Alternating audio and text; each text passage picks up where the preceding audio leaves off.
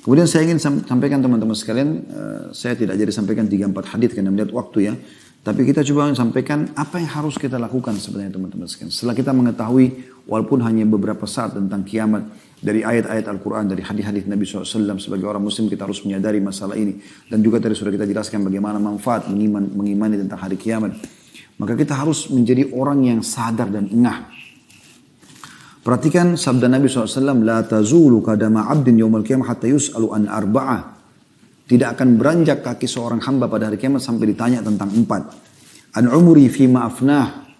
Tentang umurnya di mana dia habiskan. Umur ini berarti waktu. Waktumu di mana kau habiskan. Bermanfaat nggak? Dari manfaat ke manfaat yang lain. Minimal mubah. Minimal. Kalau ada yang kita sudah buang dalam hal kemaksiatan, segera taubat kepada Allah SWT. Mumpung masih diberi waktu. Bapak Ibu yang ikuti acara ini, saya pun termasuk diantaranya, ya. Dan teman-teman tim TUM juga yang mengurus, kita ini sedang diberikan bonus oleh Allah hari ini. Satu hari ini adalah hari yang sangat mahal. Esok hari kita tidak tahu. Semoga kita panjang umur, tapi kita tidak tahu teman-teman sekalian.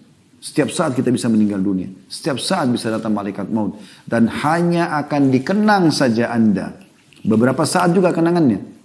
Jadi misalnya saya duduk begini, tiba-tiba malaikat maut saya lihat di ujung ruangan. Bukan mendoakan diri, tapi bisa terjadi. Anda semua tidak lihat, saya lihat, lalu kemudian direngutlah nyawa saya seketika meninggal. Semoga insyaAllah husnul khatimah, meninggal. Jatuh. Orang kan hanya mengenang Khalid Basalamah pernah ceramah, selesai. Sehari, sebulan, setahun, habis itu orang sudah melupakan semua itu. Bahkan mungkin yang mendoakan anak, mungkin cucu, selebihnya Allahu alam. Apakah masih mendoakan? Sekarang Anda tanya diri Anda sendiri. Apakah Anda masih mengenang atau bahkan mendoakan kakek-kakek Anda? Generasi yang kesekian ke atas sana? Mungkin kita sudah lupakan mereka. Seperti itu. Maka kita harus beramal buat diri kita sendiri. Kita harus isi dengan hal yang bermanfaat. Maksimalkan. Kata sebagian salaf, masa lalumu sudah berlalu.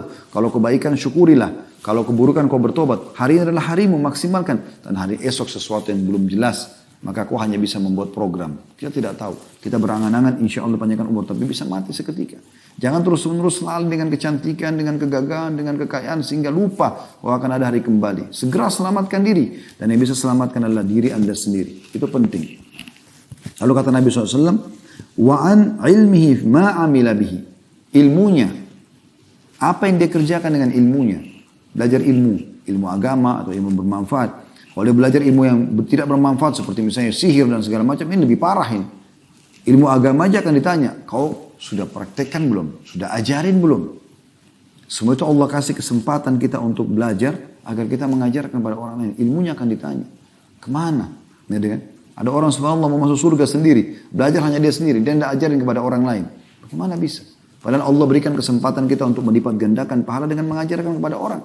Bahkan kata Nabi SAW, Allah subhanahu wa ta'ala yang di langit sana, ya, seluruh penghuni langit, seluruh penghuni bumi termasuk semut di lubangnya dan ikan-ikan yang ada di lautan, semua memohon ampun pada pengajar kebaikan. Akhi, ajarin orang sebuah hadis, sampaikan sebuah wasiat, kirimkan sebuah pesan di WA, di grup, di medsos, pajang status yang baik-baik yang mengingatkan orang masalah kebaikan. Saya pernah mengirim sebuah hadis yang saya share di kontak saya. Hadis sudah umum. Man kana akhiru kalami la ilaha illallah dakhala jannah. Siapa yang akhir kalimatnya la ilaha illallah masuk ke dalam surga. Dan karena setiap hari saya kadang-kadang kirim sesuatu, ya. Pada saat Allah berikan kemudahan. Pada saat itu masih ada BBM yang beberapa waktu tahun yang lalu masih lebih banyak dipakai BBM pada saat itu daripada WA. Maka subhanallah beberapa hari kemudian ada seorang ustaz, teman sahabat dekat saya, dia cerita sama saya, dia bilang, antum tahu nggak beberapa hari lalu waktu antum kirimkan hadis tentang kalimat la ilaha illallah itu? Terus saya bilang iya, ingat. Berpapasan waktu antum kirim itu dan ana buka handphone, mertua ana lagi sakarat, dia bilang. Mertua lagi sakarat. Dan ana belum sempat mentalkinnya. Membaca itu jadi ana mentalkinnya. Subhanallah. Saya tiba-tiba berpikir, mungkin kita anggap remeh, tanda kutip hadis seperti ini. Oh mungkin orang semua sudah tahu. Ternyata ada di antara orang yang kita kirimkan mendapatkan manfaat. Ya. Allah bisa menyelipkan pahala buat kita karena kita mengirim kepada dia dan dia amalkan, mentalkin mertuanya pada saat itu. Mungkin dengan itu Allah selamatkan ke surga. Jangan pernah anggap remeh sebuah kebaikan. Ajarkan yang sudah kita ketahui. Merasa pedulilah dan semua pelanggaran yang terjadi di depan mata kita. Bagi orang lain adalah kesempatan kita berbuat amal saleh. Kalau semua orang sudah berbuat kebaikan, kita mau dapat pahala dari siapa? Justru pelanggaran orang lain kesempatan kita perbaikin untuk kita mendapatkan pahala dari mereka. Ya ibu-ibu melihat orang teman-temannya belum pakai jilbab, dakwahi mereka, jangan diam. Belum punya ilmunya, baca. Google sekarang di handphone kita, handphonenya sudah seperti perpustakaan berjalan. Tinggal Anda baca, tinggal ketik, ya, keutamaan menutup aurat atau ancaman membuka aurat misalnya. Anda bisa pelajari semua itu. Ya. Ini hal yang luar biasa yang harus kita lakukan. Dakwahi orang-orang yang belum paham masalah sholat dan yang lainnya. Kemudian dikatakan yang ketiga, wa an malihi min aina iktasabu wa fima anfaqa. Dan hartanya dari mana dia datangkan dan kemana dia keluarkan. Gitu. Khusus harta kata ulama dua hal. Sumbernya dari mana, dikeluarkan kemana. Ini penting untuk digarisbawahi. Karena kita semua umumnya mencari rezeki dari Allah, di jalan Allah Subhanahu Wa Taala. Maka kita perlu pelajari teman-teman. Manusia ada 4 golongan dalam masalah harta. Ada orang yang orang ini, ya, dia terbaik, dia memiliki sumber yang halal dan dia keluarkan pada yang halal. Sumber halal ke tempat yang halal. Jadi sudah halal, dia biayai keluarganya, dia sedekah, dia bangun masjid, rumah anak yatim, kegiatan sosial. Ini orang yang terbaik dalam harta. Ini yang kata Nabi SAW, nikma malus salih fiyadi abdus salih. Sebaik-baik harta yang saleh, yang halal di tangan orang yang saleh. Kemudian yang kedua adalah orang yang sumbernya halal tapi dikeluarkan pada yang haram. Udah gajinya halal tapi dipakai berzina, dipakai karaoke, dipakai segala macam. Ini jadi tidak baik. Dapat pahala dari sumbernya tapi berdosa dengan pengeluarannya. Juga akan ditanya oleh Allah SWT. Yang ketiga terbalik. Sumbernya tidak baik, haram. Korupsi, manipulasi segala macam. Dikeluarkan pada yang halal. Diumrahkan orang, bangun masjid tapi dari uang haram. Ini tidak bisa. Ini menambah dosa buat dia. Tidak akan bermanfaat. Ya. Karena kata Nabi SAW, Inna Allah tayyibun la iqbalu illa tayyiba.